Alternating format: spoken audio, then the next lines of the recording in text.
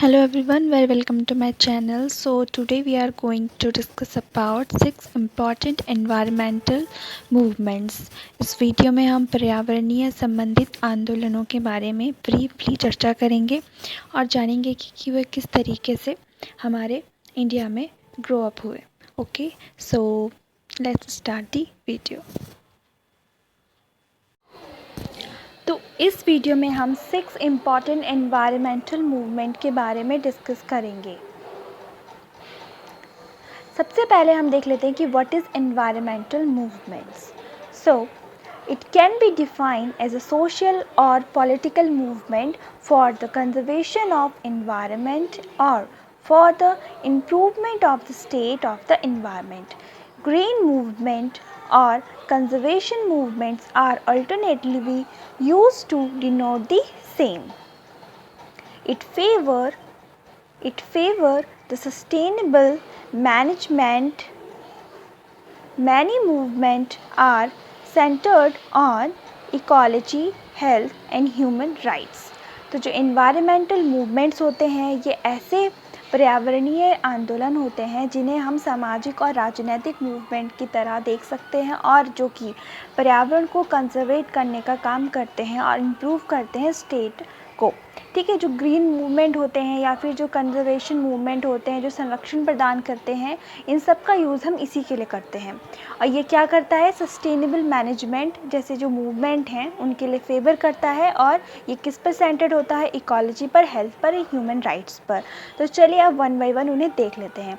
तो जो हमारा पहला और सबसे फेमस मूवमेंट है वो है चिपको मूवमेंट. आप सभी जानते हैं चिपको मूवमेंट कितना फेमस और कितना पुराना मूवमेंट है, जो कि आया था इन द ईयर ऑफ 1973 में. ठीक है, और by the effort of Sunderlal Bahuguna and Gaura Devi जो कि हमारे उत्तराखंड की हैं. ठीक है, और प्लेस है चमोली एंड विलेज है मंडल. ओके, अब है विश्नोई मूवमेंट. क्या होता है विश्नोई आंदोलन, क्या है, तो आप इसके पीछे एक समझे हिस्ट्री. सबसे पहले ना ये विश्नोई मूवमेंट ही आया था, उसी से ये चिपको मूवमेंट आया है. देखिए कैसे. जो विश्नोई आंदोलन है ये आया था हमारा 1485 में. अमृता देवी ने इसको क्या किया था, आगे बढ़ाया था. और ये founded by the Guru Maharaj जामजी. जो कहाँ हुआ था ये विश्नोई आंदोलन, ये हुआ था खेजड़ी में. तो क्या था, ये बहुत ही पुराना, आप देख सकते हैं इसकी डेट से. तो इससे क्या हुआ, इसमें भी सेम वही हुआ था जो चिपको मूवमेंट में हुआ था. ठीक है, चिपको मूवमेंट में क्या हुआ था, लोग पेड़ों को काटने से बचाने के लिए उस पर चिपक गए थे, इसीलिए हम चिपको मूवमेंट कहते हैं, राइट.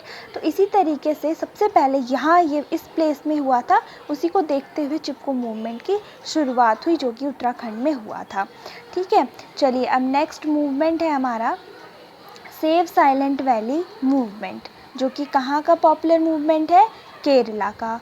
तो ये हुआ कब था, इन 1978 में. प्लेस था इसका पलक्कड़, केरला. और इसके जो लीडर्स थे वो ये सारे लोग थे, ये सारे लोग इसके लीडर्स थे. और जो सुगाता कुमारी है जिनका नाम इस मूवमेंट के साथ जुड़ा हुआ है, तो ये कौन है, इन्होंने साइलेंट वैली प्रोजेक्ट पर बहुत ही इम्पॉर्टेंट रोल प्ले किया था. समझ रहे हैं आप. चलिए अब नेक्स्ट देख लेते हैं. और ये जो सेव साइलेंट वैली मूवमेंट है, जब ये हुआ तो इसके बाद इन 1985 में राजीव गांधी ने साइलेंट वैली नेशनल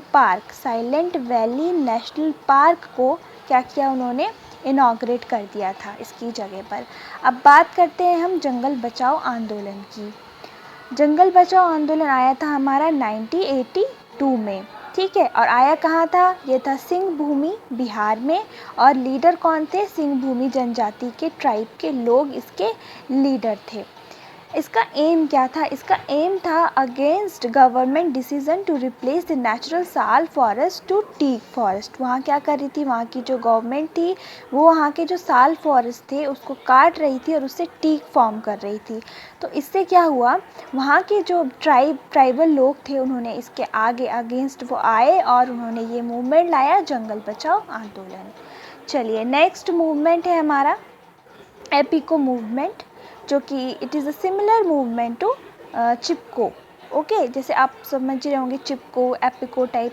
तो जो एपिको मूवमेंट था ये आया था हमारा इन द ईयर ऑफ 1983 में. ओके, कब आया था ये, 1983 1883 में आया था और आया कहाँ था? उत्तर कन्नड़ा एनम और सिमोहा डिस्ट्रिक्ट, जो कि हमारे कर्नाटका में है। इसके लीडर थे पांडुरंग हेगड़े एंड इसका एम था अगेंस्ट किसके अगेंस्ट था कि जो फिलिंग और कमर्शियल जो नेचुरल फॉरेस्ट थे उनको ना ख़त्म किया जाए कमर्शियल यूज़ के लिए, इसका ये मेन एम था। नेक्स्ट है हमारा नर्मदा बचाओ मूवमेंट। नर्मदा बचाओ मूवमेंट जो था हमारा, ये आया था 1985 में और कहाँ आया था? प्लेस थी इसकी नर्मदा रिवर, जो कि हमारे गुजरात, मध्य प्रदेश और महाराष्ट्र के रीजन में आती है और इसके लीडर थे मेधा पाटकर, इम्पॉर्टेंट है, बाबा आमटे, आदिवासी फार्मर्स, एनवायरमेंटलिस्ट थे और ह्यूमन राइट्स एक्टिविस्ट थे। तो ये सारे के सारे लोग क्या थे? इससे जुड़े हुए थे। हमारा लास्ट जो इम्पॉर्टेंट मूवमेंट है वो है हमारा टिहरी डैम कॉन्फ्लिक्ट, जो कि हमारा कहाँ का है? उत्तराखंड का ही है, जो आया था 1990 में। इसका प्लेस था भागीरथी रिवर नियर टिहरी, कहाँ पर? उत्तराखंड में, और इसके लीडर थे सुंदरलाल भोगड़ा। इन्होंने ये मूवमेंट इसलिए किया था बिकॉज़ वहाँ पर बहुत ही बड़ा डैम बनाया जा रहा था। जैसे आप सभी जानते हैं कि एशिया का सबसे बड़ा डैम है हमारा टिहरी डैम, ठीक है, जो कि कहाँ है? उत्तराखंड में है। और वो इसलिए नहीं बनाने के फेवर में थे क्योंकि वहाँ के लोगों को इससे बहुत ज़्यादा हानि हो रही थी, ठीक है। जब टिहरी डैम बना तो वहाँ के लोगों को सबसे पहले तो अपना घर वर छोड़ के वहाँ से जाना पड़ा। उसके बाद में जो वहाँ के लोग जहाँ रहते थे वो पूरी टिहरी जो थी वो वहाँ डूब गई क्योंकि वहाँ डैम बन गया था। फिर बाद में लोगों को सेटलमेंट उनका किया गया बाद में धीरे धीरे, तो इस वजह से बहुत ही बड़ा कॉन्फ्लिक्ट हुआ था। So I hope you like this video. If you like this video, then do like and do subscribe my channel, and thanks for watching this video.